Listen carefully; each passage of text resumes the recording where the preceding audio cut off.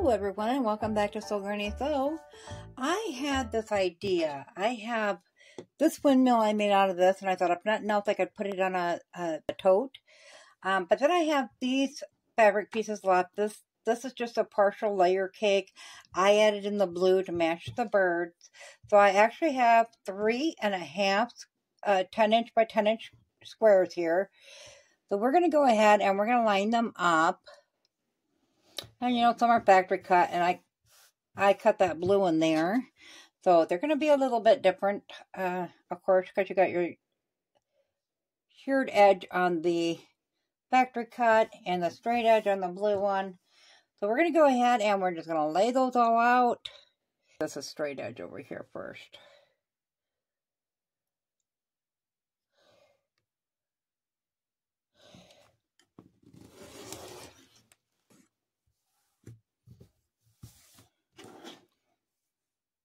Okay, so now we'll just cut some 2.5-inch strips.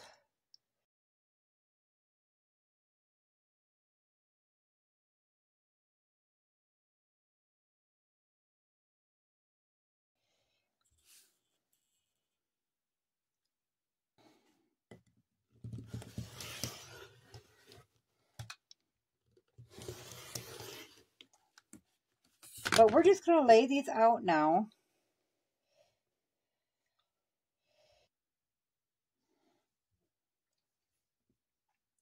And we'll just rotate them.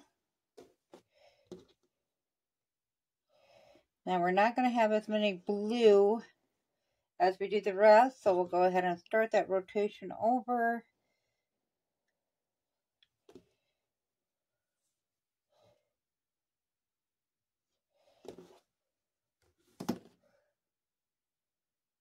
And then we'll throw a blue one in there. So we should be able to get that twice. So what I'm going to do is I'm just going to go ahead and flip this over and put a 1/4-inch seam along there. I'm going to grab a couple pins here.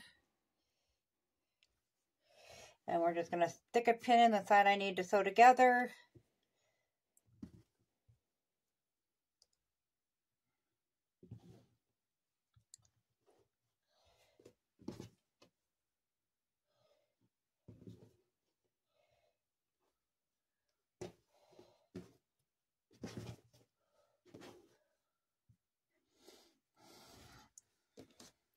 Set those ones aside, and then we'll go ahead and start that same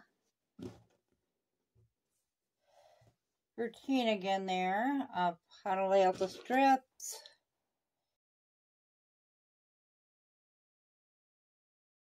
I'll be able to sew them around the outside edge of this windmill. That way I can just put all the light colors. I've been working in the sewing room trying to get some of these old projects finished up. The random blocks, you know, made into something. I have runners that aren't finished, placemats, quilts. So I'm trying to knock some of those out. So we're going to go ahead and give this a try with this set first. I'll just sew them all right along together.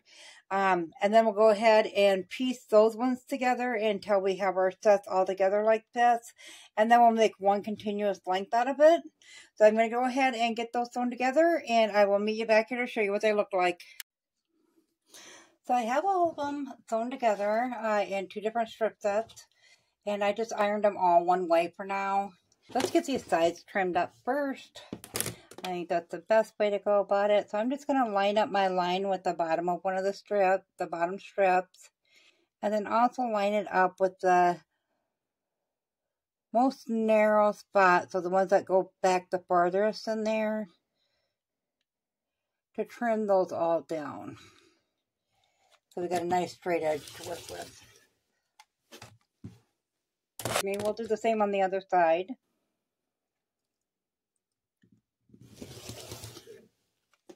So we got them trimmed down. We are going to go, the original plan was to put the strips together and go with a 2.5-inch cut on those and then go around the blocks. However, that gives us a 14-inch, not quite 14, probably about a 13.5-inch strip. And these are not that long. However, on the side, it's not going to give us long enough. Go ahead and sew them together. And then we'll trim them up again on the sides. That way we got one continuous piece to put on there. So I think that's what we're going to do. We're going to go ahead, flip that over, and sew that together. And then we'll come back and we'll trim up these sides once again. And then we'll go ahead and cut strips this way. So I'll go ahead and get that sewn together, iron flat, and I'll meet you back here. Okay, so we have all of our strips sewn together in one continuous piece. They are all ironed, but going the same direction on the back. So I was going to try to do the diamond out of this, but I think I'm going to wait and do a separate video on that. That way, if it doesn't turn out, I don't have no more of this kind of fabric. And I really need to get this framed in and make a bag or a pillow, something out of it. So we're just going to go ahead and flip our fabric together, fold it in half, line these up the best we can. And then we're going to trim that down. I wanted to make sure I had nice, even pieces.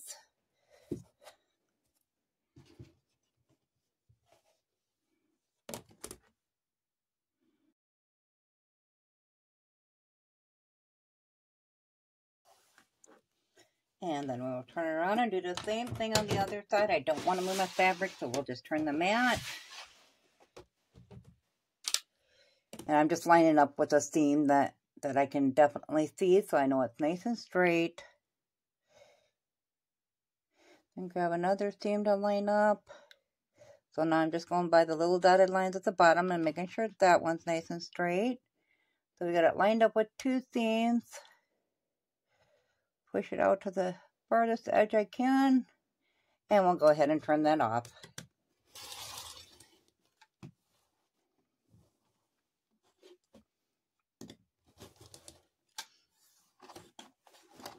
Okay, so now we know the sides on it are straight. So we're going to go ahead and measure this out. And we were looking at 9 3/4. And I know I need 4 pieces. 9.75 for 9 3/4 divided by 4. We are getting approximately 2.4375. So we're going to go with 2 1/4 inches for our strips. It's okay if we have a little extra. I don't want to run shy. So we'll just line up this 2 1/4 mark with the edge of our fabric. And we will cut our 4 pieces.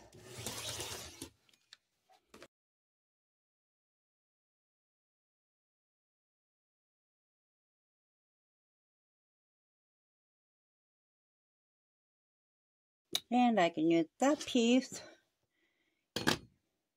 in some applique or something, because there's still a little bit chunks of there. We'll see if it's big enough. I generally won't save anything that's under a 1/2 inch for that. So now we're going to take our windmill, and we are just going to start at one end. So I think we're going to get probably 2 out of each side. Yep, we will. For the first piece. On the second piece, it's going to be longer because it's got to go through this and then also the one here.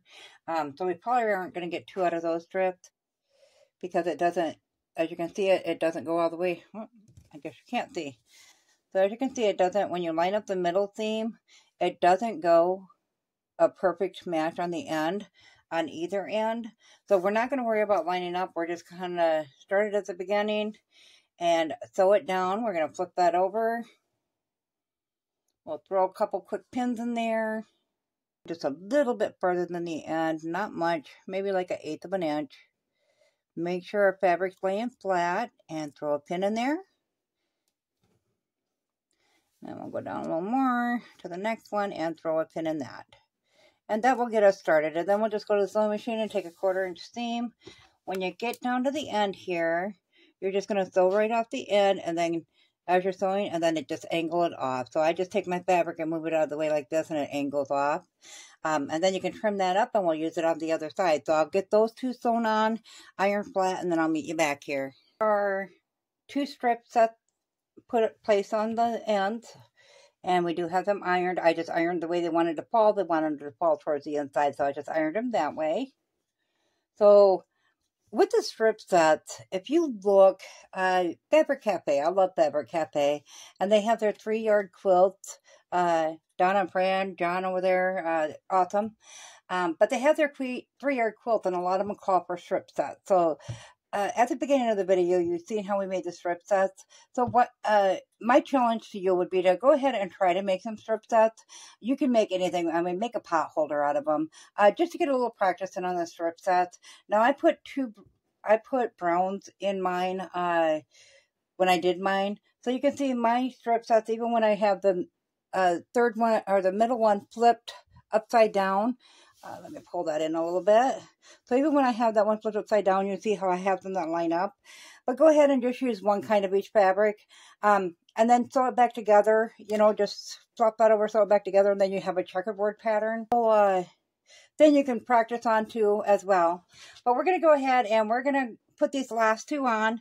Not sure what I'm making yet, but I am going to be done with something by the end of the day, whether it be a pillow cover for a pillow, or maybe a tote bag, a reusable shopping bag would be nice. Several different things. You can make a placemat out of them, whatever you'd like. So we're just going to go ahead now. We've got these 2 sides on.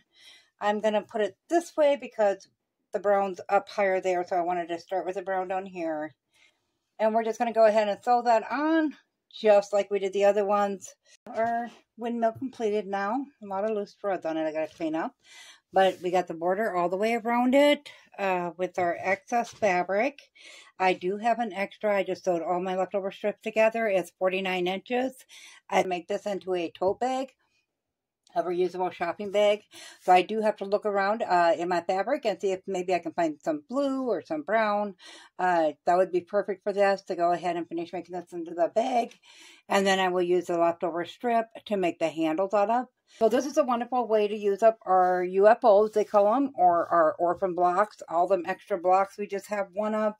Great way to use them up, but you can make some tote bags. I mean, there's so many different things. Pot holders. You can use those in an apron, make an apron, use them in a quilt. But most of the time when we have a UFO, it's because it's a leftover from a quilt.